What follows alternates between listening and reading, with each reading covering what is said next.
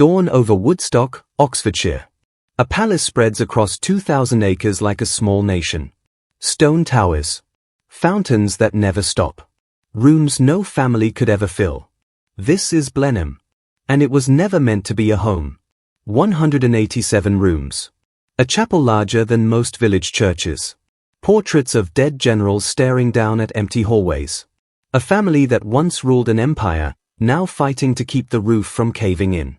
The British government gave one man a palace to celebrate victory, and condemned his descendants to spend 3 centuries paying for it. National monument or family prison? Gift or curse? If you enjoy deep investigations into historic architecture and the families who built it, please like, subscribe, and tell me in the comments which house to explore next. Your support makes these detailed stories possible. Thank you for being here. Let's begin. August 13, 1704. Bavaria. The village of Blenheim sits on the banks of the Danube. 2 armies face each other across flat farmland. On one side, the forces of Louis XIV of France and his Bavarian allies. On the other, a smaller combined force of English, Dutch, and Austrian troops commanded by John Churchill, the Duke of Marlborough. The French are confident. They have superior numbers. They hold the high ground. Their position seems unbreakable. Marlborough sees something different. He sees a gap in their lines. A moment of vulnerability. He attacks. The battle lasts 13 hours. The fighting is brutal. Cavalry charges shatter against infantry squares. Cannon fire tears through ranks. By evening, the French army is in full retreat. Thousands are dead. Thousands more are captured. The Sun King's seemingly invincible military machine has been shattered. News reaches London weeks later. The city erupts. Church bells ring. Bonfires blaze in the streets. Britain, long considered a secondary European power, has humbled the greatest monarch on the continent. The victory at Blenheim, as the English pronounce Blenheim, changes the balance of power across Europe. Queen Anne wants to reward Churchill. Not with gold. Not with titles, he already has those. She wants something grander. Something that will announce to the world that Britain has arrived as a superpower, and that the man who led them there will be remembered forever. She offers him a palace. Not an estate. Not a manor house. A palace. The only non-royal palace in all of Britain. A structure so vast it will rival anything built by kings. Parliament authorizes the construction. The site chosen is the Royal Manor of Woodstock in Oxfordshire, roughly 70 miles northwest of London. The land is beautiful. Rolling hills. Ancient forests. A landscape worthy of a monument. The architect selected is Sir John Vanbrugh. He is an unusual choice. Vanbrugh is primarily known as a playwright. His experience with architecture is limited. He designed Castle Howard in Yorkshire, which is still under construction, but nothing on the scale being proposed for Blenheim. Still, Vanbrugh has vision. He thinks in theatrical terms. Grand gestures. Dramatic scale. He understands that this building is not simply shelter. It is a statement. The Duchess of Marlborough, Sarah Churchill, will oversee the project. Sarah is formidable. Sharp-tongued. Politically astute. She has been Queen Anne's closest friend since childhood. That friendship has given her enormous influence at court. She is used to getting what she wants. She approaches Blenheim with the same determination she applies to politics.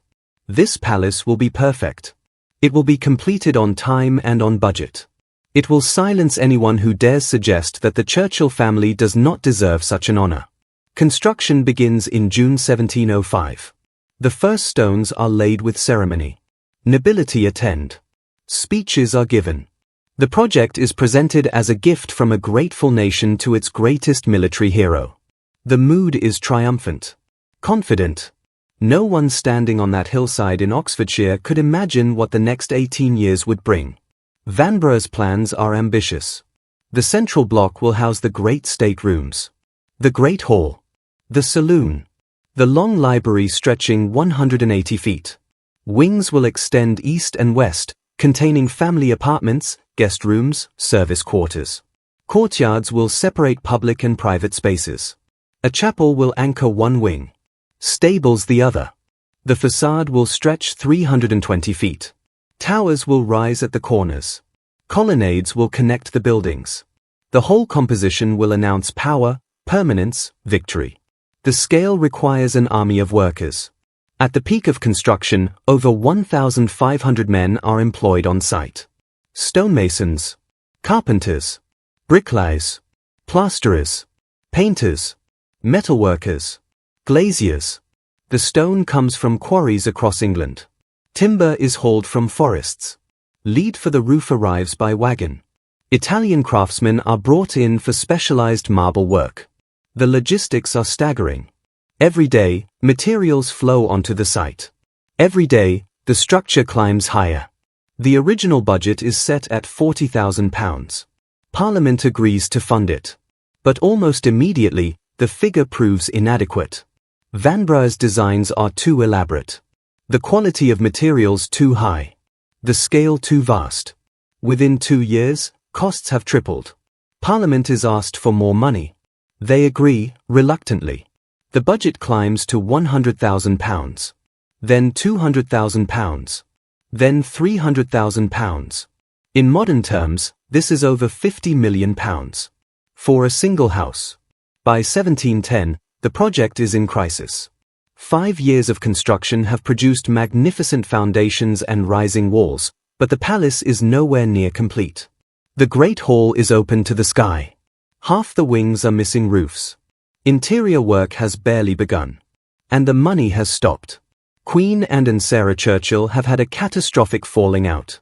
The friendship that sustained decades of political maneuvering collapses over a series of petty disputes and wounded pride. And, feeling betrayed and manipulated, cuts off Sarah's access to court. With Sarah out of favour, Parliament's enthusiasm for funding Blenheim evaporates. The gift from a grateful nation becomes a half-finished embarrassment. Marlborough himself is campaigning in Europe. He is aware of the problems but can do little from abroad. He trusts Sarah to manage it. Sarah tries. She argues with Vanbrugh over costs. She demands economies. She scrutinizes every invoice. But the gap between what the palace needs and what they can afford keeps widening. In 1712, the situation becomes impossible. Marlborough is accused of financial impropriety in his military command. The charges are politically motivated, but they force him into temporary exile. He and Sarah flee to the continent. Work at Blenheim stops entirely. Workers are dismissed. The site falls silent. Rain pours into unfinished rooms. Weeds grow in the courtyards. The monument to victory begins to look like a ruin. For 2 years, Blenheim sits abandoned. Then, in 1714, Queen Anne dies. Her successor, George I, is more favourable to the Marlboroughs. They return from exile. Marlborough is restored to favour. But Parliament will not resume funding. If Blenheim is to be completed, the Duke must pay for it himself. Sarah makes the decision. They will finish it. Whatever it costs. The family fortune, accumulated through decades of military service and careful investment, will be poured into the palace. It is a matter of pride. A matter of legacy. They cannot allow this building, begun with such promise, to remain unfinished. Work resumes in 1716. But the atmosphere has changed. This is no longer a joyful national project. It is a burden. A financial albatross. Sarah's relationship with Vanbrugh deteriorates completely. She blames him for the overruns. He blames her for impossible demands. The fights become vicious. In 1716, Sarah fires Vanbrugh. She bans him from the site. He is forbidden to return. Vanbrugh is crushed. Blenheim is his masterpiece. He has poured years of work into it. And now he is barred from seeing it completed. He writes bitter letters. He complains to friends. But Sarah is immovable. The architect who designed Blenheim will never set foot in it again.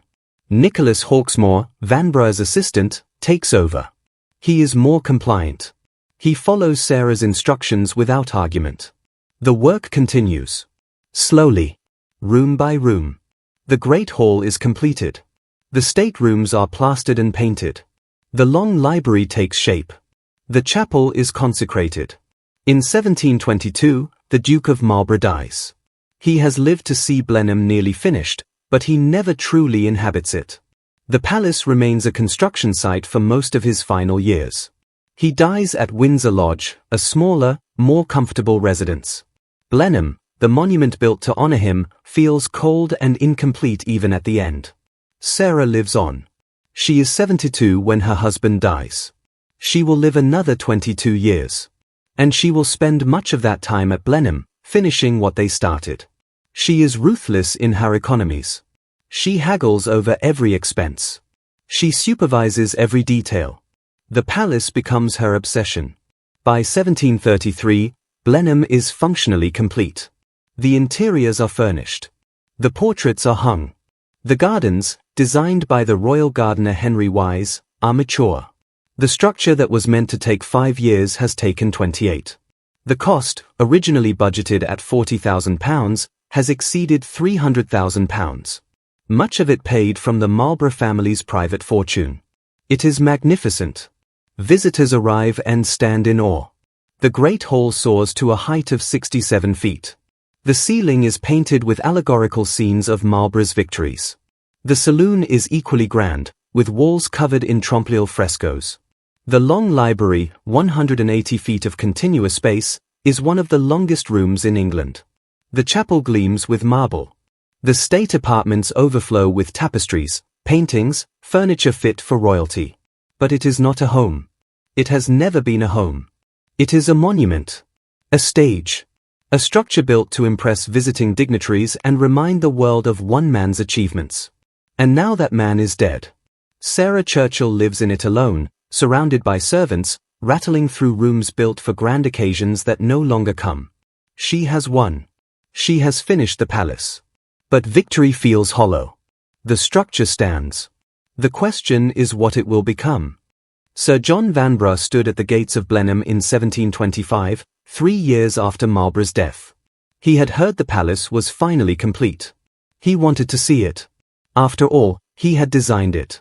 He had spent years of his life imagining every detail, every proportion, every vista. The guard stopped him. The Duchess had given orders. Sir John Vanbrugh was not permitted on the grounds. Not now. Not ever. Vanbrugh argued. He explained who he was. The guards were polite but firm. The Duchess's instructions were clear. He was not welcome. Vanbrugh never saw the interior of Blenheim. He died a year later, in 1726, without ever walking through the rooms he had created. It was a final, bitter humiliation. Sarah Churchill did not care. In her mind, Vanbrugh had betrayed her. He had promised a palace for £40,000. He had delivered a half-finished ruin that cost 8 times that amount. He had argued with her at every turn. He had questioned her judgment. He had, in short, failed to understand that this was her project, not his. He was the hired hand. She was the client. And when a hired hand becomes insubordinate, you dismiss him. The history books would be kinder to Vanbrugh. His design for Blenheim is now recognized as one of the great achievements of English Baroque architecture. The massing of forms, the integration of landscape and structure, the theatrical grandeur of the approach and interiors, all of it marks Blenheim as exceptional. But Sarah never saw it that way. For her, the palace was a financial disaster, a source of endless stress, and a monument to how badly men could mismanage a project when given too much freedom. What Sarah did understand, with brutal clarity, was that Blenheim could not function as originally intended. The idea of a palace as a gift from a grateful nation was dead. Parliament had abandoned them. The public funds were gone. What remained was a private house of impossible scale, and it was now her responsibility to make it work. The first challenge was staffing. A building with 187 rooms requires an army to maintain. Sarah hired carefully. She needed people who would work hard, accept modest wages, and not steal. Theft was a constant concern in great houses. Servants had access to valuable objects. Paintings, silver, fine fabrics. It was easy to pocket something small and sell it in the nearest town. Sarah's solution was strict oversight and swift punishment. Anyone caught stealing was dismissed immediately and prosecuted if possible. At full operation, Blenheim employed over 200 people. The hierarchy was rigid. At the top sat the house steward, who managed the male staff and oversaw the estate's finances. The housekeeper managed the female staff and controlled the keys to every locked room in the house. Below them came layers of specialization. The butler managed the dining room and the wine cellars. Blenheim's cellars were extensive, stocked with wines from France, Portugal, Spain, Germany. Maintaining the collection, ensuring proper storage, and serving the correct wine at dinner required knowledge and care. The butler commanded respect. His position was second only to the steward. Footmen served at table, carried messages, attended to guests. They were chosen partly for appearance. Tall, well-proportioned men in livery made a household look prosperous. They worked long hours. A formal dinner could take 4 hours. Courses had to be served in precise sequence. Plates cleared at the right moment. Wine glasses kept filled. All of it performed with silent efficiency. The housekeeper controlled an entire wing of female labor. Housemaids cleaned. There were gradations even here. Upper housemaids handled the staterooms, dusting priceless furniture and polishing silver. Lower housemaids scrubbed floors, emptied chamber pots, hauled water. Laundry maids washed linens. The volumes were staggering. Bed sheets, tablecloths, napkins, towels, servants' clothing. All of it had to be washed by hand, wrung out, hung to dry, ironed, folded, and returned to circulation. Ladies' maids attended to Sarah directly. They dressed her, styled her hair, maintained her wardrobe. This was skilled work. Fashionable clothing in the 18th century was complex. Multiple layers. Corsets. Petticoats. Gowns that required careful handling. A good lady's maid could make or break her employer's appearance. In the kitchens, a separate hierarchy operated. The head cook commanded the kitchen staff. Undercooks prepared components of dishes. Scullery maids washed pots and pans, scrubbed surfaces, kept the fires going. Kitchen work was hot, exhausting, and dangerous. Burns were common. Cuts from knives. Scalds from boiling water. The heat in summer was brutal. Ranges burned coal and wood continuously. The temperature in the kitchen could exceed 100 degrees Fahrenheit. Beyond the house, the estate required its own workforce. Gardeners maintained the formal gardens designed by Henry Wise. These were not simple flower beds. They were geometric compositions of hedges, topiary, gravel paths, fountains, statuary. Keeping them perfect required daily labor. Hedges had to be trimmed. Gravel raked. Fountains cleaned and repaired. Seasonal flowers planted and replaced. Stable hands cared for horses and carriages. In the early 18th century, horses were essential. They pulled carriages for travel. They were ridden for leisure and hunting. Blenheim stables housed dozens of horses. Each required feeding, grooming, exercise.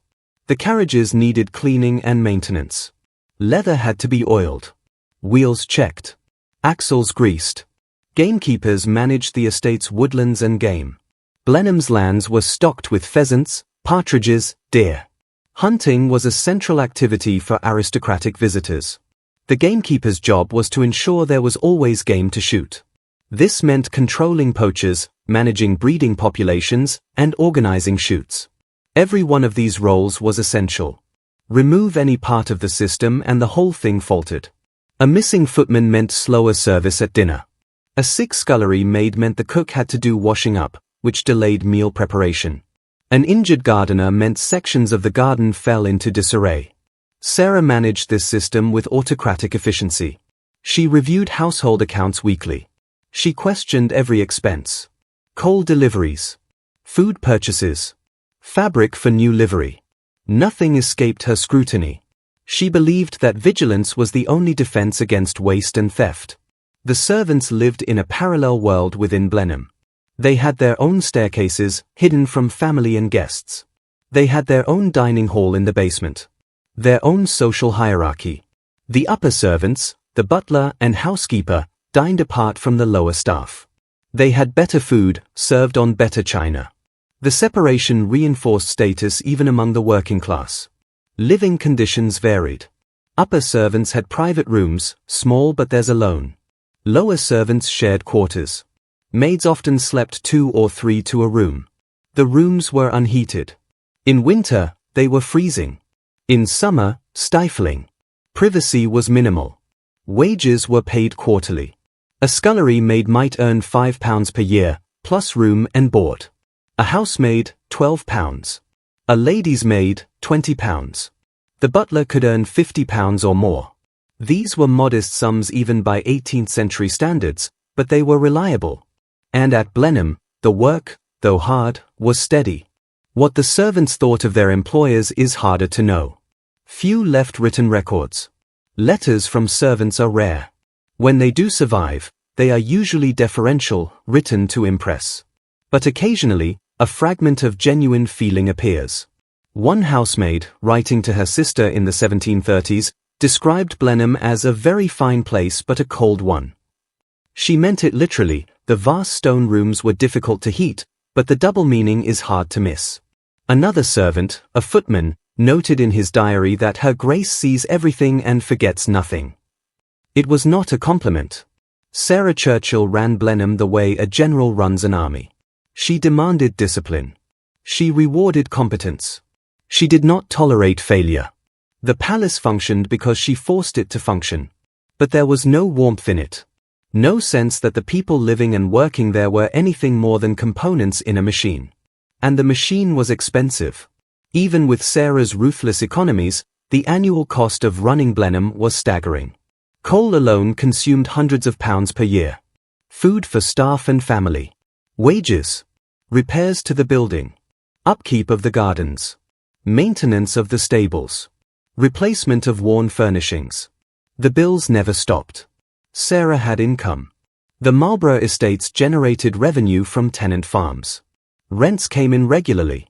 Investments provided additional returns. But the gap between income and expense was narrow. There was no margin for error. A bad harvest, reducing tenant rents. An unexpected repair to the roof. Any significant unplanned cost and the household accounts went into the red. Sarah's solution was to avoid unplanned costs. She deferred maintenance where possible. She cut back on entertaining. The grand dinners and weekend house parties that were supposed to justify a palace of this scale became rare. Sarah preferred to live quietly, alone or with a few close companions. She had fought too hard to finish Blenheim to waste money on frivolous socializing. The irony was obvious to everyone but Sarah.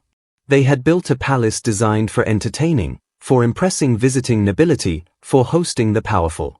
And now the woman who had finished it refused to use it for that purpose. Blenheim sat, magnificent and empty, its staterooms gathering dust, its great hall silent. Sarah Churchill died in 1744, at the age of 84. She had outlived her husband by 22 years. She had outlived most of her children. She had outlived the world she had known. When she died, Blenheim passed to her grandson, John Spencer, who became the 3rd Duke of Marlborough. John inherited a palace. He also inherited a problem. Because Sarah, for all her efforts, had not solved the fundamental equation. Blenheim cost more to operate than the estate could sustainably generate. The palace was beautiful. The palace was famous. The palace was also, in purely financial terms, a slow-motion disaster. And it was now his. To understand Blenheim, you have to see it as two structures occupying the same footprint. Above ground, the palace visitors saw. The one in paintings and engravings. Marble columns. Painted ceilings. Gilded frames. Chandeliers. This was the performance. Below ground and hidden behind walls lay the machine that made the performance possible. Kitchens. Sculleries. Coal cellars. Servant staircases. Laundries. Storage vaults. A mechanical labyrinth designed to keep the fantasy running. The basement at Blenheim stretched beneath the entire central block. It was a warren of brick-vaulted rooms, most with low ceilings and minimal light. Narrow windows at ground level provided ventilation, but much of the space was dim even at midday. The air smelled of coal smoke, damp stone, and whatever was being cooked in the kitchens. The kitchens occupied the largest single space. 2 massive hearths dominated the room. These were not domestic fireplaces. They were industrial cooking stations, large enough to roast entire sides of beef. Iron spits turned over the flames, powered by a mechanism of weights and chains that a scullery maid had to wind periodically. Alongside the hearth stood a battery of ovens, each with its own coal fire, each requiring constant tending. Preparation tables ran the length of the room. This was where vegetables were chopped, sauces assembled, pastries rolled. The work surface was scarred and stained from decades of use. Copper pots hung from hooks on the walls. Cast iron pans, some weighing 20 pounds or more, sat stacked near the hearths. Heat in the kitchens was relentless. In summer, the temperature could reach levels that made extended work nearly unbearable. Cooks and scullery maids worked in shifts, rotating out periodically to avoid collapse. In winter, the heat was more welcome, but the contrast between the scorching kitchen and the freezing corridors outside created its own misery. Servants moving between spaces went from sweating to shivering within seconds. Adjacent to the kitchens were the sculleries.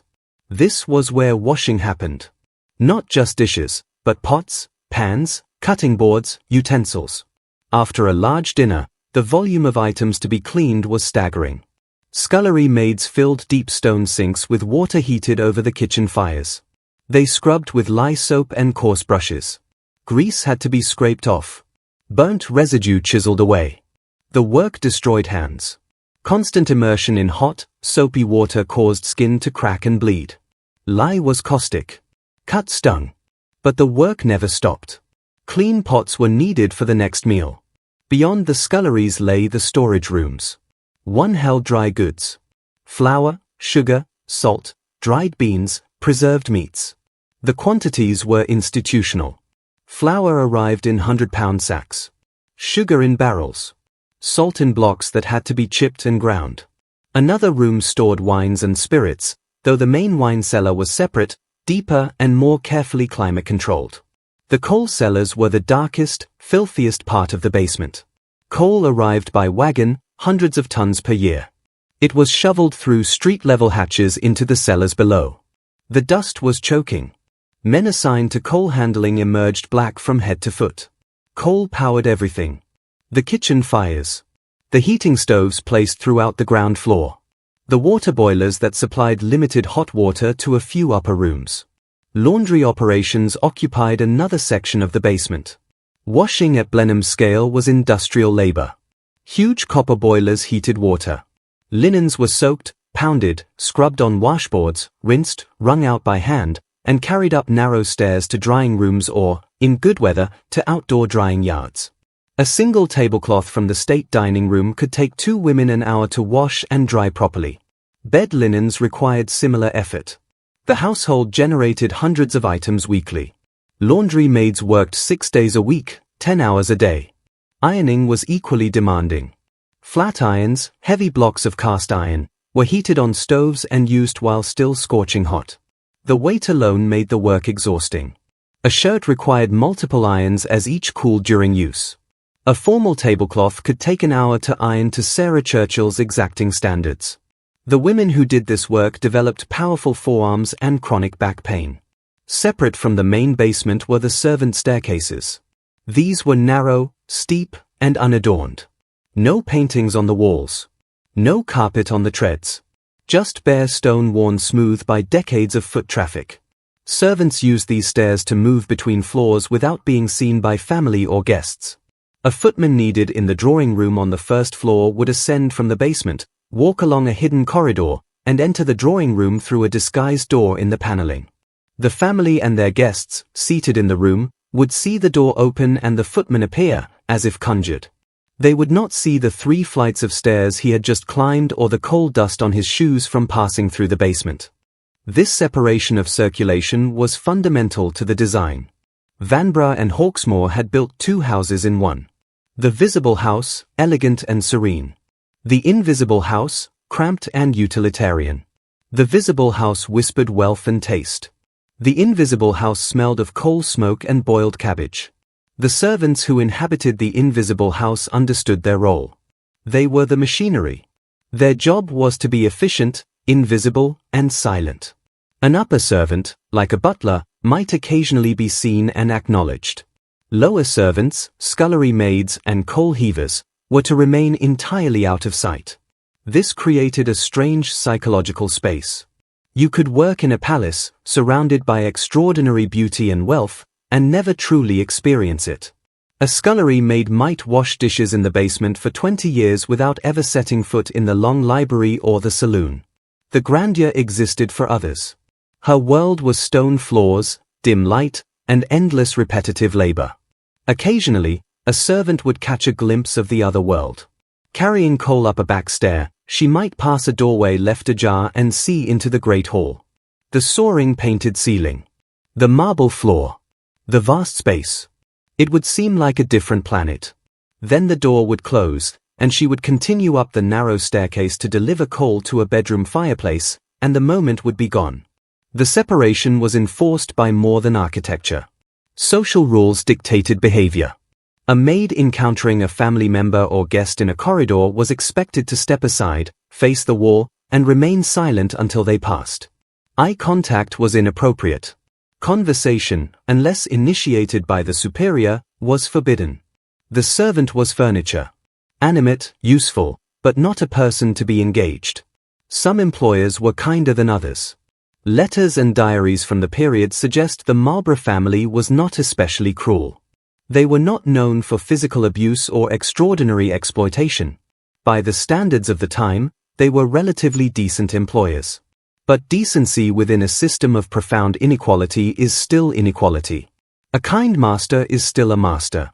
The wages paid at Blenheim were competitive for the era, but they were not generous. A scullery maid earning £5 per year plus room and board was making just enough to survive if she never had an unexpected expense. A torn dress. A lost shoe. Illness requiring medicine. Any of these could wipe out months of savings. And savings were essential. Servants were dismissed for age, illness, or simple redundancy. Without savings, a dismissed servant faced destitution. The housekeeper and butler, at the top of the servant hierarchy, lived more comfortably. A butler earning £50 per year could save. He could retire with a modest nest egg if he was careful. He had a private room. He ate better food. He was treated with a degree of respect. But he was still a servant. His security depended entirely on the family's continued favor. A personality clash with the Duke or Duchess could end his employment instantly. This dependency created a culture of deference and caution. Servants learned to read moods. To anticipate needs before they were voiced. To avoid anything that might displease. A housekeeper who wanted to keep her position learned never to question, never to argue, always to agree. The cost of this constant deference was psychological. You learned to suppress your own opinions, your own desires. You became, in a sense, whatever the employer needed you to be. Some servants accepted this. They took pride in their work. A well-run household, a perfectly executed dinner, a smoothly managed estate, these were accomplishments. The butler who could orchestrate a state banquet for 50 guests without a single mistake had reason to feel proud. The housekeeper who kept 187 rooms clean and orderly was demonstrating real skill. Others resented it. Letters occasionally surface, written by servants after they left service, that express bitterness. One former footman, writing in the 1750s, described his years at Blenheim as service to people who did not see me as human. He had been dismissed after 15 years for a minor infraction he never fully explained. His letter drips with anger. The turnover rate at Blenheim was significant.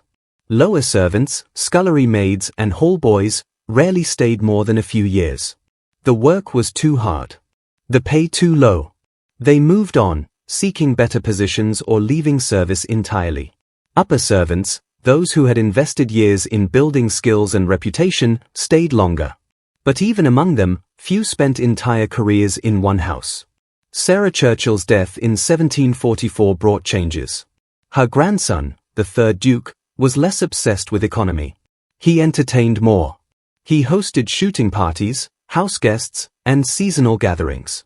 Blenheim began to function, tentatively, as it was designed to. The staterooms filled with people. The dining room saw regular use. The invisible house below and behind the scenes worked harder than ever. But the fundamental tension remained. The palace was too large. The operating costs too high. And the revenue from the estate, while substantial, was not growing fast enough to keep pace with inflation and rising expectations. The third Duke managed. Barely. He sold off some land. He economized where he could. He avoided the kind of catastrophic expenditures that had plagued his grandmother's generation. But he did not solve the problem. He simply postponed it. When he died in 1758, his son inherited. The fourth Duke of Marlborough faced the same equation. A magnificent palace. Insufficient income. Hard choices. And the choices were about to get much harder. By the late 18th century, the British aristocracy faced a quiet crisis. Land, the traditional source of noble wealth, was no longer enough. Estates generated income, but inflation and rising costs eroded value. Primogeniture, the legal system that passed everything to the eldest son, preserved estates but left younger sons with little. Daughters, unless they married well, were financial burdens. And the great houses, symbols of family prestige, consumed money at rates that rents alone could not sustain. The solution, for many aristocratic families, was to marry money. Not other aristocrats. Not people of equal social standing. But the daughters and sons of newly wealthy industrialists, bankers, merchants. People whose fortunes came from trade, manufacturing, finance. People whom the aristocracy had traditionally despised as vulgar and nouveau riche. The bargain was simple. The aristocrat provided a title and social status. The industrialist provided cash. A marriage contract would be negotiated. The bride's family paid a dowry, often enormous. In exchange, their daughter became a duchess or countess. Their grandchildren would inherit a title. The social elevation was worth millions. For the aristocratic family, the injection of cash could be transformative. Debts paid. Roofs repaired. Estates modernized. The family name preserved for another generation. The fourth Duke of Marlborough, George Spencer, understood this calculus. He inherited Blenheim in 1758 at the age of 19. He also inherited debts. His father, the third Duke, had managed to keep Blenheim operational, but only by deferring maintenance and accumulating loans. By the time George inherited, the estate owed thousands of pounds to various creditors. George's solution was to marry well. In 1762, he married Lady Caroline Russell, daughter of the Duke of Bedford. It was a strategic match. The Russell family was wealthy and well-connected. Caroline brought a dowry of £30,000, a substantial sum that immediately eased Blenheim's financial pressure. But £30,000 was not enough to solve the long-term problem. Blenheim's operating costs continued to climb. The building itself was aging. Systems installed in the 1720s were failing. The roof, a vast expanse of lead over timber, developed leaks. Water damage threatened the painted ceilings. Repairs were expensive and could not be indefinitely delayed. George tried to manage responsibly. He was not extravagant. He did not gamble recklessly or maintain mistresses in expensive apartments, vices common among his peers. He focused on the estate. He improved agricultural practices on tenant farms. He invested in drainage and crop rotation. Yields improved. Rents increased modestly. But modestly was not enough. The gap between income and expense remained. And when George died in 1817, his son, another George, the fifth Duke, inherited the same problem, now worse. The fifth Duke's response was more desperate. He married twice, both times for money. His first wife, Lady Susan Stuart, brought a dowry that covered immediate debts. She died in childbirth in 1841. The fifth Duke remarried within 2 years. His second wife, Jane Stuart, was the widow of a Scottish nobleman. She brought property and income. Again, the influx of capital bought time. But it was a temporary fix. The money from dowries was spent. The debts returned. The building continued to age. By the mid-19th century, Blenheim was visibly deteriorating. Paint peeled. Stonework crumbled. Sections of the palace were closed off, too expensive to heat and maintain. The sixth Duke, George Spencer Churchill, took another approach. He sold art. Blenheim's collection, assembled over more than a century, included paintings by old masters. Rubens, Van Dyck, Raphael. These were not merely decorations. They were portable wealth. A single painting could bring thousands of pounds at auction. The sixth Duke began selling in the 1840s. Quietly at first. A minor work here. A lesser portrait there. Nothing that would be immediately missed. The sales generated cash. Debts were paid. Repairs were made. The palace stabilized. But selling heirlooms was dangerous. Each painting sold was a piece of family history erased. And there was a limited supply. Once the collection was depleted, that option would vanish. The seventh Duke, John Winston Spencer Churchill, inherited in 1857. He was more conservative than his father. He disliked selling art. He tried to run Blenheim as a self-sustaining enterprise. He improved the estate's farms. He opened a quarry on the land, selling stone. He managed forests for timber. These ventures helped, but they were not transformative. The real problem, which none of the dukes wanted to confront directly, was that Blenheim itself was obsolete. The world that had built it, the world of aristocratic power and landed wealth, was fading.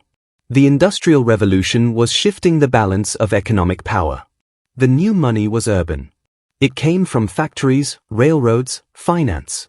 Land still mattered, but it was no longer the primary source of wealth or influence. The aristocracy's response was to cling tighter to what they had.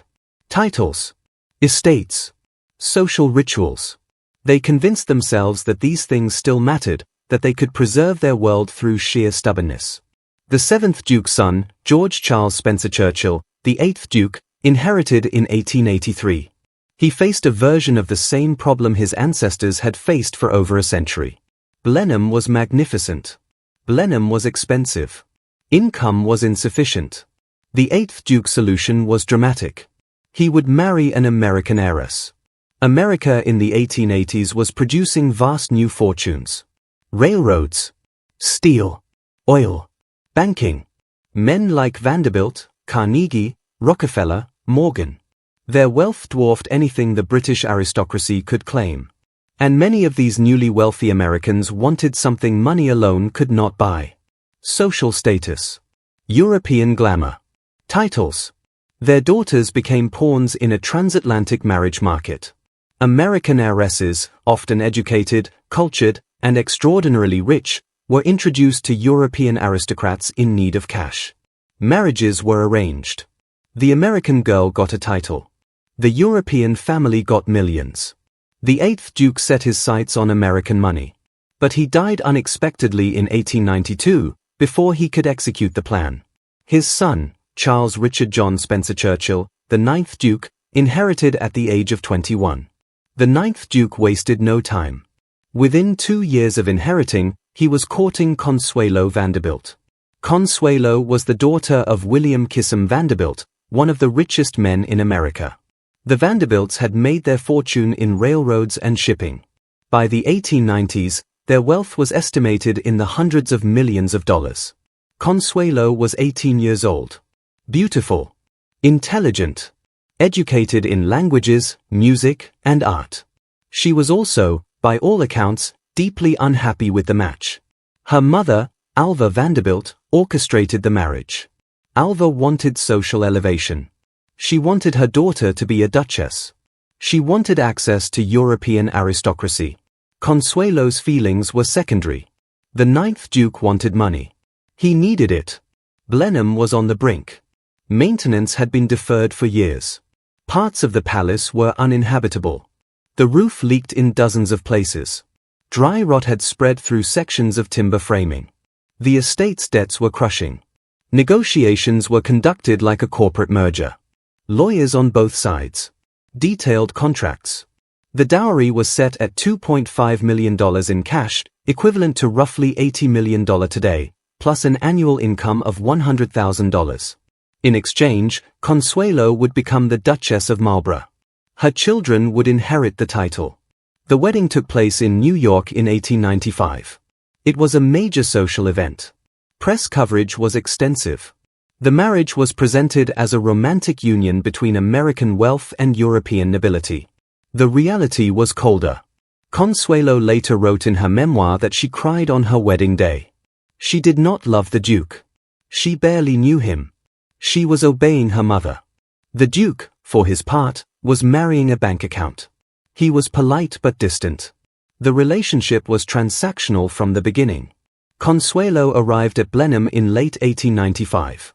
Her first reaction, recorded in her memoir, was shock. The palace was enormous. Cold. Drafty. Rooms were unfurnished. Hallways were dark. The staff, though present, seemed demoralized. The building felt like a museum, not a home. The Duke immediately used Consuelo's dowry to begin repairs. The roof was addressed first.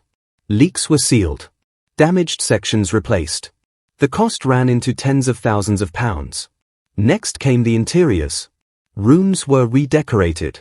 Furniture purchased. Heating systems, primitive by American standards, were upgraded slightly. The money stabilized Blenheim. For the first time in decades, the estate's finances were on solid ground. Debts were paid. Creditors satisfied. The palace began to function as it was designed to. But the marriage did not. Consuelo and the Duke lived increasingly separate lives.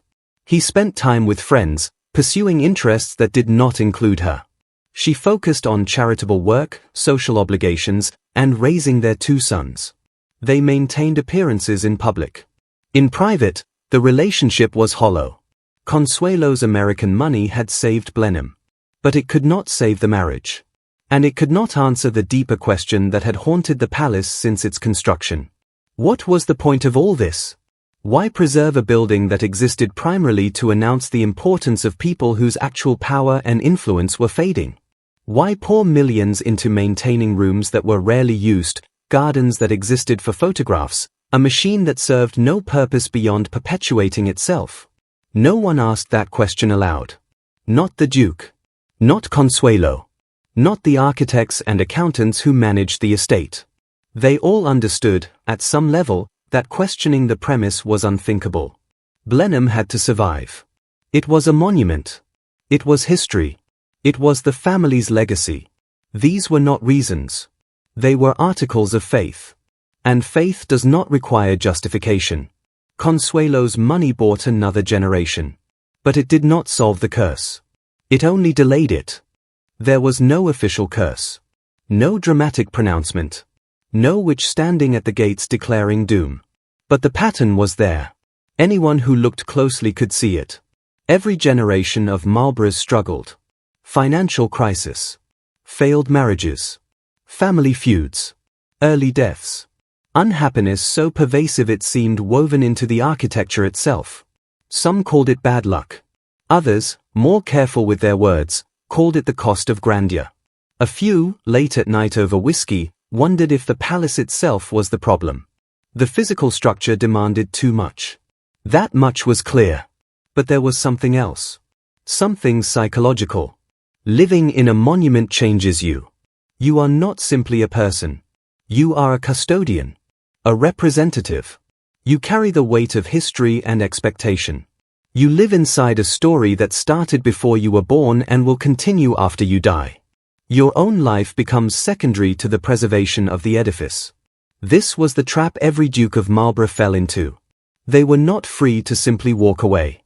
Social pressure, family duty, and the sheer emotional investment made leaving unthinkable. They were bound to Blenheim as surely as if chained. The first Duke built it but never truly inhabited it. He died before it was complete. The second Duke inherited a construction site and the monumental debts that came with it. The third Duke managed, barely, by avoiding extravagance. The fourth, fifth, sixth, and seventh Dukes all faced the same equation: insufficient income, excessive costs, and the impossible task of maintaining a structure designed for a level of wealth and state power the family no longer possessed. The eighth Duke's death in 1892 was sudden. He was only 48. He had been planning the American marriage strategy but died before executing it.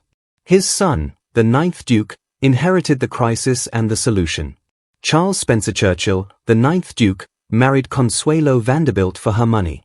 This was understood by everyone involved. The marriage was loveless from the start. Consuelo later described Blenheim as a place where she felt constantly watched and judged. The servants, the visiting guests, the weight of the building itself, all of it pressed down on her. She tried to make it work. She redecorated rooms in a more American style, lighter and less oppressive. She hosted charity events. She was, by contemporary accounts, a gracious duchess. But she was miserable. In her memoir, published decades later, she described Blenheim as a prison of stone and gold. The Duke, for his part, was cold and increasingly absent. He had gotten what he needed, Consuelo's money. The emotional aspects of marriage did not interest him. He pursued other relationships. Affairs were discreet but known. Consuelo was humiliated but trapped. Divorce among the aristocracy was scandalous. Leaving would mean social ruin. They stayed married, on paper, for over a decade. They had 2 sons. John, who would become the 10th Duke, and Ivor. The sons grew up in a house where their parents barely spoke. Meals were formal and silent. Affection was rare. The children absorbed the dysfunction. Consuelo finally sought separation in 1906. It took another decade to finalize a divorce, granted in 1921. By then, both she and the Duke had moved on emotionally. But the damage was done. The marriage had failed spectacularly. The money had saved Blenheim but destroyed the people inside it.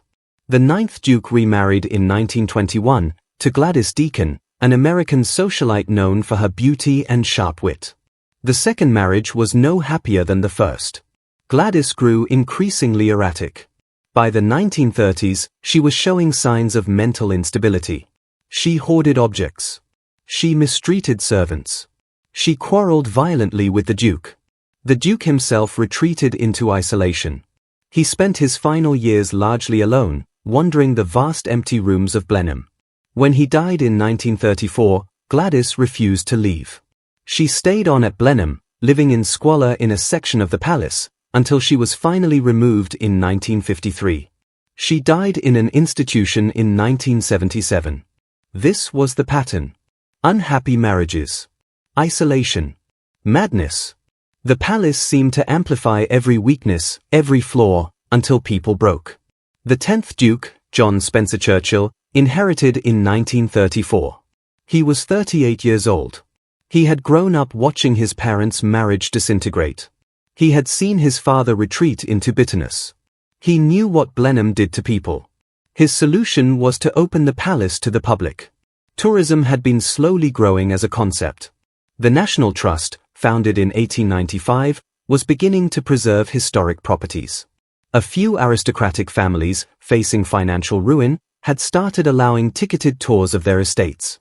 It was controversial.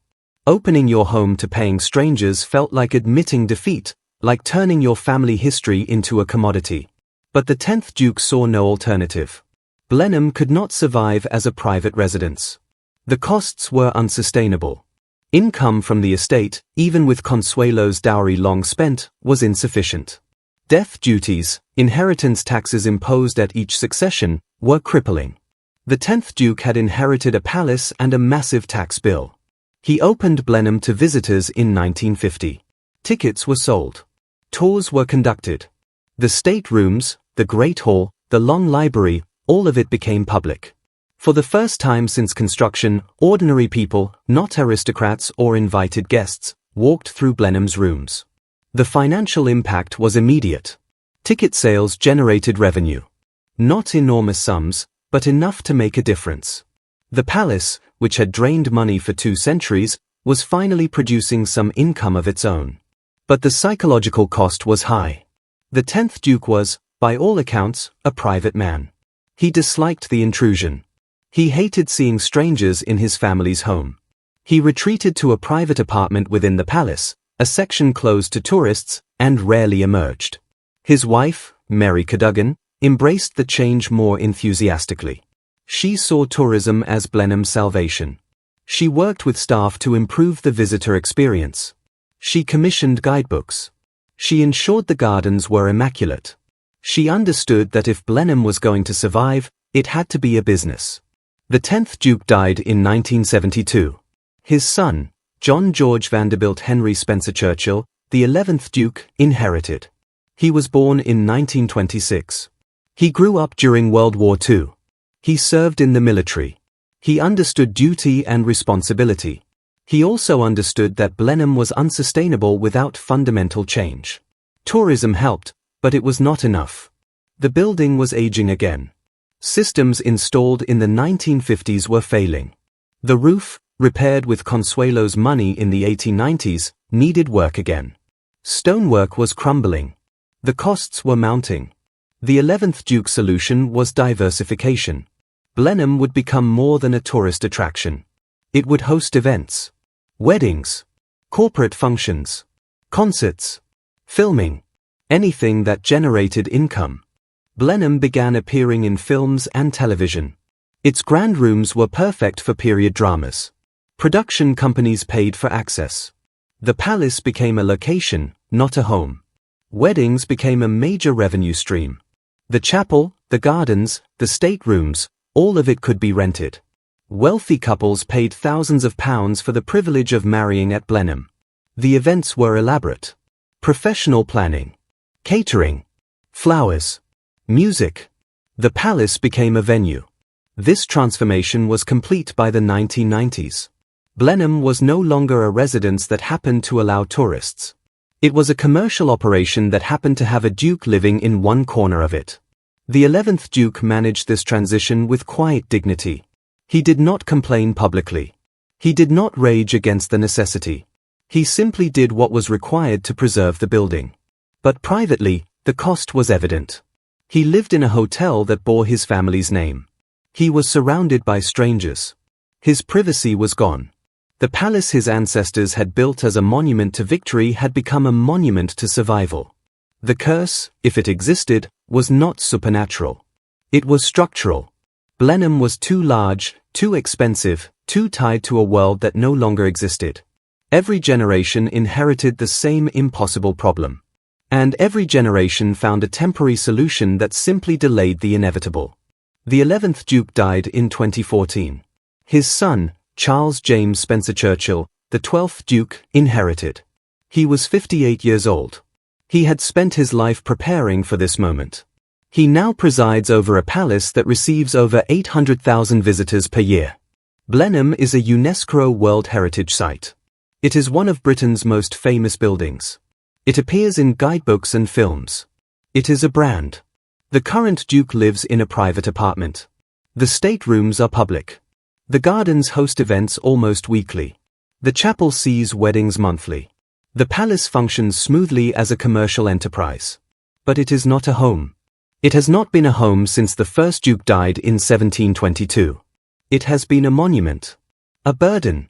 A machine that consumes money and effort and gives back only the cold satisfaction of preservation. The question that haunted every Duke remains unanswered. Was it worth it? Was preserving this building, at such cost to so many lives, the right choice? The palace stands. That is the only answer Blenheim offers. The palace stands. And it will stand long after the current Duke is gone, maintained not by family money but by ticket sales and event bookings and the curious tourists who walk its halls, taking photos, marveling at the grandeur, and leaving without ever understanding what it took to keep the doors open. The 10th Duke's decision to open Blenheim to the public in 1950 was met with shock among his peers. Opening one's home to paying strangers was, in the eyes of traditional aristocracy, an admission of failure. It was undignified. It reduced a family seat to the level of a roadside attraction. But the 10th Duke had no choice.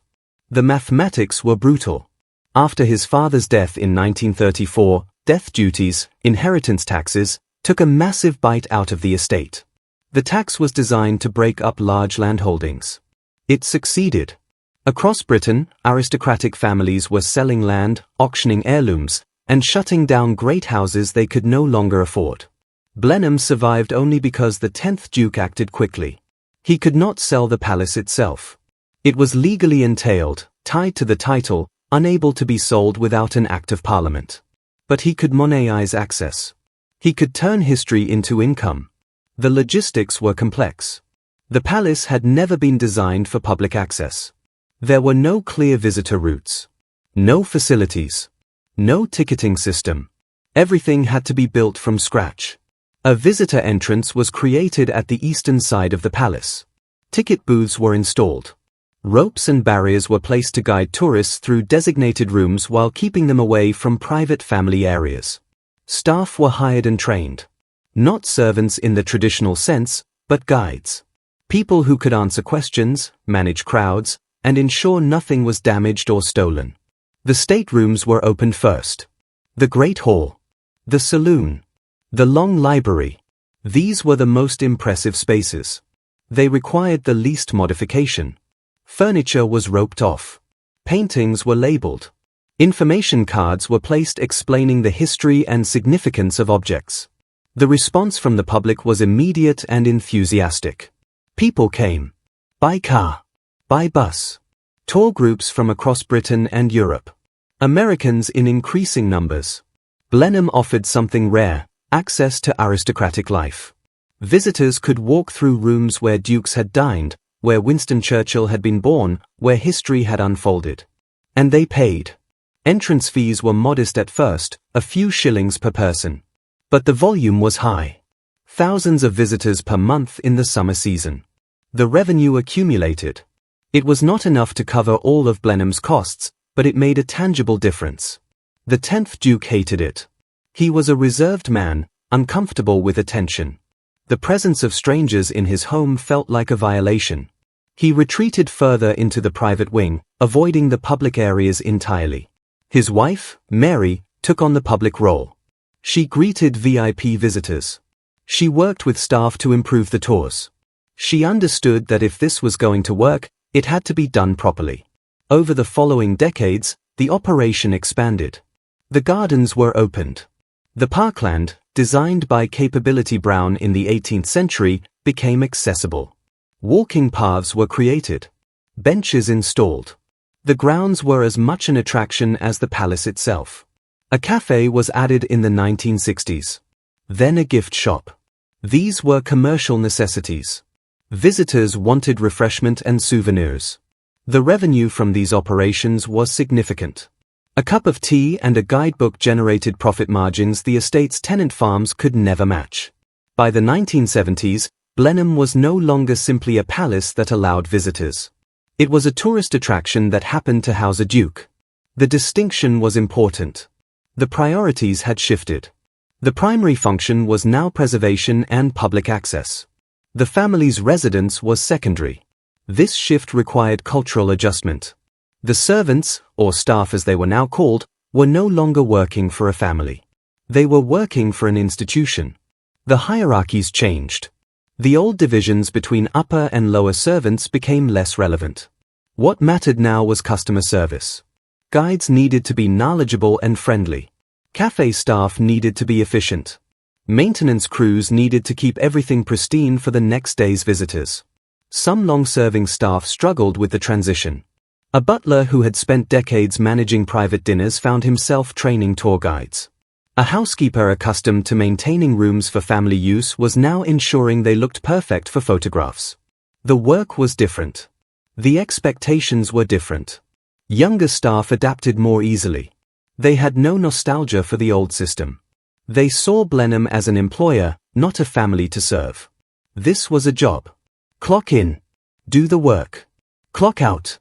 The emotional weight that had burdened earlier generations of servants was absent. The 11th Duke, inheriting in 1972, accelerated the commercialization. He was a practical man.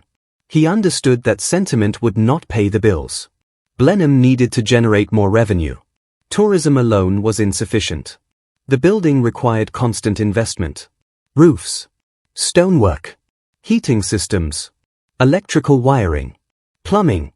The costs never stopped. His solution was events. Blenheim spaces were extraordinary. The Great Hall could host banquets. The gardens could accommodate outdoor concerts. The palace could be rented for corporate events, weddings, product launches. Wealthy clients would pay substantial sums for exclusive access. The first weddings were held in the 1980s. They were controversial internally. Some staff felt it was inappropriate. The chapel was a sacred space. The staterooms were historically significant. Turning them into wedding venues felt like a desecration. But the revenue was too significant to ignore. A single wedding could generate more income than a week of tourist admissions. The events were carefully managed. Strict rules protected the building and its contents. No candles near tapestries. No red wine in rooms with valuable carpets. Catering was closely supervised. Filming became another revenue stream. Period dramas needed locations. Blenheim, with its authentic 18th century architecture, was perfect. Production companies paid for access. The palace appeared in films and television shows. Each appearance raised Blenheim's profile, attracting more tourists. By the 1990s, Blenheim Palace Limited was operating as a professional enterprise. The family retained ownership, but day-to-day management was handled by executives and managers. Marketing, finance, operations, human resources. This was corporate structure applied to a historic property. The 11th Duke maintained distance. He attended ceremonial functions. He greeted important guests. But the business of running Blenheim was largely delegated. He focused on preservation. He cared deeply about maintaining the building's integrity. He oversaw restoration projects personally. He insisted on using traditional materials and methods even when modern alternatives were cheaper. This commitment to authenticity was expensive. But it was also essential. Blenheim's value, both cultural and commercial, depended on its authenticity. If it became a pastiche, a theme park version of itself, the appeal would diminish. The transition from private palace to public heritage site was now complete. Blenheim had surrendered. Not to ruin. Not to demolition. But to a different kind of existence. It was no longer a home. It was a monument preserved through commerce. The family name remained attached. The Duke still lived on the grounds. But the soul of the place had changed. Some mourned this. Critics argued that something essential was lost when a great house became a tourist attraction. The intimacy. The lived-in quality. The sense that real people inhabited these spaces. Once the ropes went up and the ticket booths opened, that was gone forever. Others saw it as the only realistic option. Historic preservation is expensive. Without public funding or commercial revenue, most great houses would collapse. Opening to the public was not surrender. It was survival. It allowed buildings like Blenheim to endure. The debate was academic. The transformation was irreversible. Blenheim in 2025 is fundamentally different from Blenheim in 1925 or 1825. The structure is the same. The stones, the carvings, the painted ceilings. But the purpose has changed. It no longer exists to house a family. It exists to preserve itself and to allow others to experience, however briefly, the world it represents. The current Duke, the 12th, inherited in 2014. He was born in 1955. He is a businessman. He understands finance and marketing. He treats Blenheim as both heritage and asset. He invests in digital presence. Virtual tours. Social media. Blenheim has Instagram. It has a YouTube channel. It engages with audiences that will never physically visit. This is the final evolution. Blenheim as brand. Blenheim as content. The palace still stands in Oxfordshire. But it also exists in millions of screens worldwide. Photographs. Videos. Blog posts. It has transcended its physical location and become a symbol. A set of images. A story. And the story, endlessly retold, is always the same. The glorious monument. The architectural masterpiece. The birthplace of Churchill. What the story rarely includes is the cost. The failed marriages.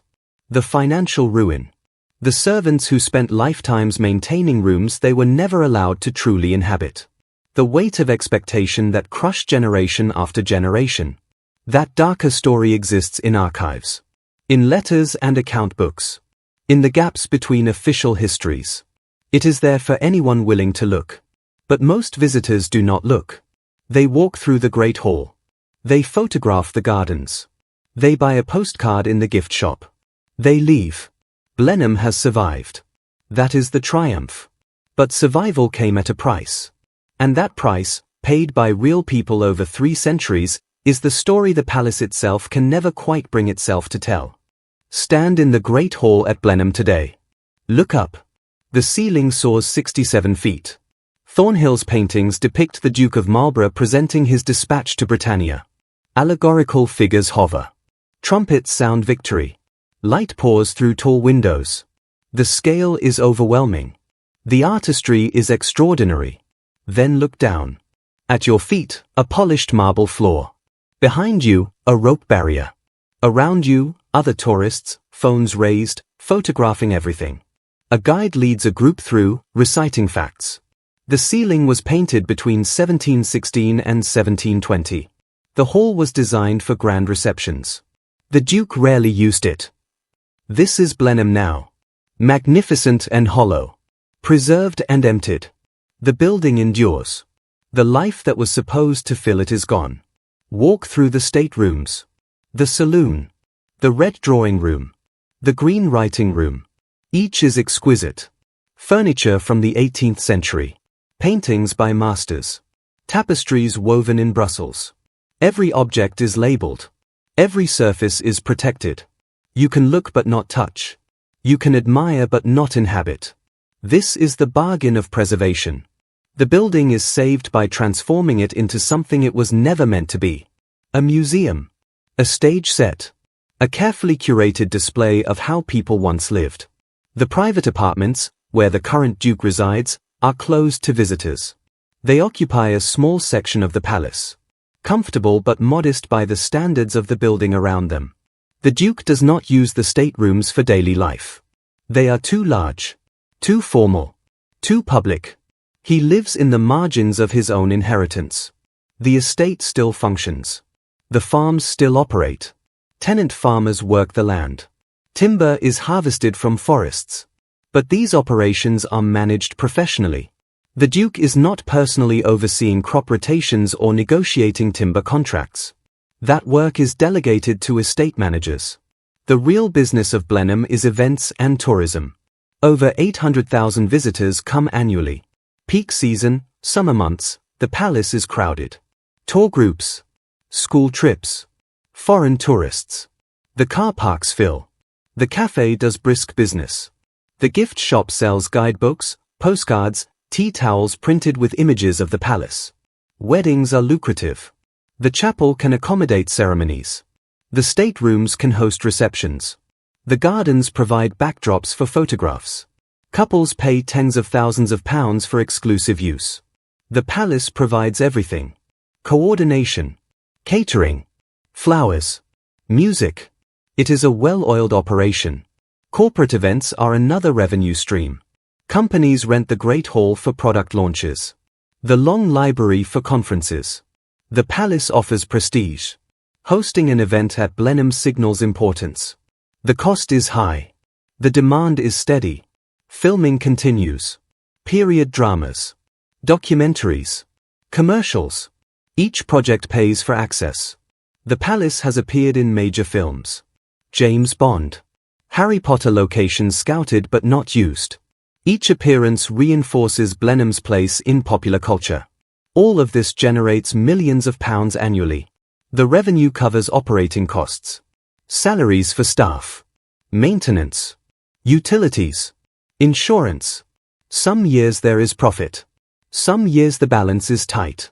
Major restoration projects, replacing a section of roof or repairing stonework, can run into hundreds of thousands of pounds. These costs are planned years in advance. Funding comes from multiple sources. Event revenue. Tourism. Grants from heritage organizations. Occasionally, private donations. The physical structure is in better condition now than it has been in decades. Modern conservation techniques allow for more effective preservation. Climate control protects paintings and tapestries. Stonework is cleaned and repaired using methods that minimize damage. The building is cared for with a level of expertise the original builders could not have imagined. But care is not life. The palace is pristine. It is also empty of the purpose it was built for. It no longer houses political power. It does not host visiting monarchs. It is not a center of influence. It is a relic. Beautifully maintained. Thoroughly documented. Fundamentally inert. The irony is sharp. The first Duke of Marlborough was given Blenheim to symbolize Britain's arrival as a European power. The palace was meant to announce that Britain could produce grandeur equal to France or Austria. It succeeded. Blenheim is one of the finest Baroque structures outside continental Europe. But the cost of that success has been borne by everyone except the man it was meant to honor. Marlborough died before the palace was finished. His descendants struggled for centuries. His palace became a burden, not a gift. The servants, the invisible army who kept it running, paid with lifetimes of labor. The wives married for money, paid with unhappiness. The dukes themselves paid with freedom. Each generation trapped by duty and expectation. And now, in 2025, Blenheim survives by selling access to its own history. Tourists walk through and marvel. They see beauty. They see craftsmanship. They see the remnants of aristocratic life. What they rarely see is the cost. The human cost. The emotional cost. The financial ruin and broken lives that kept this building standing. The guides, professional and knowledgeable, tell the official story. The military victories. The architectural significance. The famous residence. Winston Churchill was born here in 1874. His birthplace is now a shrine. Visitors photograph the room. They read plaques. They feel connected to history. But history is selective. The plaques do not mention the scullery maid who scrubbed pots for 12 hours a day. They do not mention the duchess who wept on her wedding day. They do not mention the financial desperation that forced the ninth Duke to marry a woman he did not love. These stories exist. In archives. In letters and diaries. In the records kept by accountants and estate managers. They are available to researchers. Historians have written about them. But they do not make it into the standard tour. The standard tour is about triumph. About a great military hero honored with a great palace. About architectural genius. About Churchill. About Britain's heritage. The deeper story, the one about cost and consequence, requires more time and more honesty than most visitors are willing to give. Blenheim today is a success by the only metric that matters to its survival. It is financially stable. It is structurally sound. It is famous. It attracts visitors. It generates revenue. It preserves a piece of British history. But success measured in these terms misses something essential. The palace was built for people. Not tourists. Not event guests. People. A family. The Marlboroughs. And for that family, Blenheim has been, generation after generation, a magnificent trap. The current Duke, Charles James Spencer Churchill, is the 12th to hold the title. He is in his 60s. He has children. The title and the palace will pass to his son, George Spencer Churchill, Marquis of Blandford. George was born in 1992. He is in his 30s. He understands what he will inherit. Not just a palace. An obligation. A business.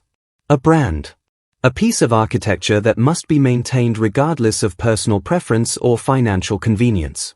He will become, like his father and all the dukes before him, a custodian. Not an owner in any meaningful sense. A caretaker. This is the final truth about Blenheim. It outlasts everyone. It consumes everyone. It stands, indifferent to the people who pass through it, demanding constant care, offering in return only the cold satisfaction of preservation. The palace is not haunted by ghosts. It is haunted by obligation. By the weight of history. By the impossible expectation that something built to symbolize victory should continue to symbolize victory even when the world that created it no longer exists. Visitors leave Blenheim impressed. They have seen something extraordinary. They have touched, however briefly, a piece of British history. They drive away. They return to their lives. The palace remains. Silent. Grand. Waiting for the next tour. The next wedding. The next event. The next generation to inherit the weight. And the question that has haunted Blenheim since 1705 remains unanswered. Was it worth it? Was building and maintaining this monument worth the cost to the people who paid for it? The palace offers no answer. It simply stands. Beautiful. Empty. Enduring. There are 187 rooms in Blenheim Palace. Most visitors see fewer than 20. the state rooms, the chapel, the long library, the great hall. These are the spaces designed to impress. And they do. They are magnificent. But the other 160+ rooms tell a different story. Storage, offices, staff quarters, mechanical systems, closed hallways, empty bedrooms. These are the spaces that keep the fantasy functioning. The invisible infrastructure. The parts of Blenheim that no one photographs. This is true of the palace's history as well. The visible history, the one told in guidebooks and tours, is heroic. A great general honored with a great palace. An architectural masterpiece. The birthplace of Churchill. A symbol of British achievement. The invisible history is harder. It is about money. About marriages destroyed by financial pressure. About servants who lived and died in basements and back staircases. About children raised in a museum who learned early that their home was not really theirs. About obligations so heavy it crushed people. Both histories are true. Blenheim is a masterpiece. Blenheim is a burden. It can be both. Holding both truths at once requires effort. It is easier to choose one narrative and ignore the other. But honest history requires looking at all of it. The beauty and the cost. The triumph and the tragedy. The first Duke of Marlborough won a battle. He was given a palace. He never lived in it. He died before it was finished, his fortune drained by construction costs Parliament refused to pay. His wife, Sarah, finished the palace and spent her final years alone in it, bitter and isolated. The building that was supposed to honor her husband's legacy became her prison. Their descendants tried to make it work. Some succeeded temporarily. Dowries from American heiresses. Timber sales. Economies. But the fundamental problem never disappeared. Blenheim cost more to operate than it generated. Every duke faced the same choice. Sacrifice everything to keep it or admit defeat. None chose defeat. They all sacrificed. Marriages. Privacy. Freedom. Peace of mind. The palace demanded everything. They gave it. And the palace stands. That is the victory, if it is a victory. The building endures. Future generations can visit. They can see what early 18th century Baroque architecture looks like. They can walk the grounds capability Brown designed. They can experience, briefly, the scale and ambition of aristocratic life. But what they cannot experience is the weight. The obligation. The trap that closes the moment you inherit. That is invisible. That is unspoken. That is the real curse of Blenheim. Monuments are built to outlast their builders. That is the point. They are meant to defy time. To carry a message forward into the future. Blenheim does that. It carries a message. But the message is more complicated than its builders intended. The message is not simply Britain is powerful, or Marlborough was a hero. The message, when you look closely, is this: grandeur has a price. Beauty requires sacrifice. Monuments consume the people who maintain them. The tourists do not see this. They see the surface. The gold leaf. The painted ceilings. The manicured gardens. They leave impressed. They tell friends. They post photos. They remember Blenheim as a beautiful place. And it is. Blenheim is beautiful. Objectively, undeniably beautiful. But beauty is not the whole story. Beauty never is. The palace will stand for generations to come. Conservation techniques improve. Funding sources diversify. Tourism grows. Blenheim is as secure now as it has ever been. But security is not happiness. Preservation is not life. The palace endures. The question is whether that is enough. For the families who visit, who walk the halls and photograph the fountains and leave, it is enough. They got what they came for. An experience. A memory. For the Duke and his family, who live in the margins of this enormous structure, who carry the obligation of preservation, it is more complicated. They did not choose this. They were born into it. The weight was placed on them by inheritance. They can no more refuse it than they can refuse their own name. This is the final truth about monuments. They are not neutral. They make demands. They extract costs. They shape the lives of everyone who comes into contact with them. Blenheim was built to celebrate victory. It has endured through defeat. Financial defeat. Personal defeat. The slow erosion of the world that created it. But it has endured. And that endurance, that stubborn refusal to collapse, is its own kind of victory. Not the one intended. Not the one celebrated in paintings and speeches. But a victory nonetheless. The palace stands. Against all odds. Against financial ruin. Against neglect. Against the passage of time. It stands. And perhaps that is the only answer it can give. Not to the question of whether it was worth it, but to the question of whether it will survive. Yes. Blenheim will survive. It has survived worse. It will continue. Long after everyone now alive is gone. Long after the current debates about heritage and preservation are forgotten. The palace will stand. The fountains will run. The rooms will glow in afternoon light. Visitors will come. They will marvel. They will leave. And the weight, invisible and unspoken, will remain. Carried by whoever inherits next. And next. And next. This is what monuments do. They outlast. They endure. They demand. And Blenheim, more than most, has perfected the art of demanding everything while offering in return only the cold comfort of survival. The story does not end. It simply continues. The same pattern. The same cycle. The same weight passed from one generation to the next. The palace stands. The people pass. The monument endures. That is Blenheim. Beautiful. Cursed. Eternal. If you enjoyed this investigation into Britain's grandest ducal palace and the family who built it, please like this video and subscribe to the channel. Tell me in the comments which historic house we should explore next. The Breakers in Newport? Castle Howard? Chatsworth? Or perhaps something unexpected, a forgotten estate with a story waiting to be told. These places are not just buildings. They are chapters in history. Built by real people. Maintained at real cost. Preserved through real struggle. Every monument has its shadows. Every palace has its price. Thank you for being here. I'll see you in the next investigation.